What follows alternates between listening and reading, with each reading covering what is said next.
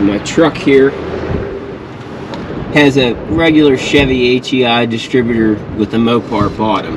So this truck essentially has the same ignition. It's just all in the distributor there. It has an E-coil in the cap.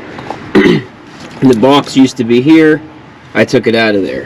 Here's the ballast resistor. This is a 2-post ballast resistor.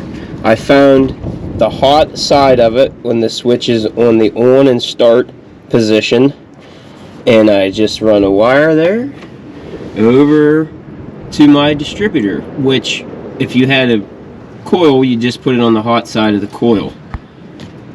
If you cut your wires here, mine's just hanging there. I just unhooked it, let it hang, unhooked the ballast resistor, forget about it. There's the other thing there. So my wire harness is still there.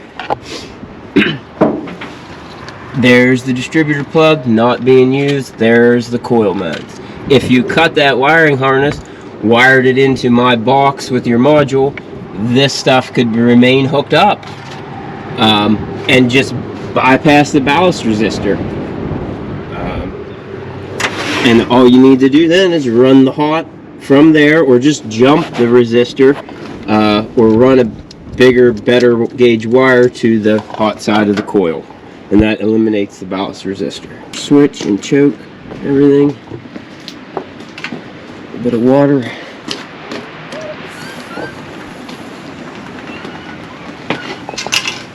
And the starter don't mesh real well.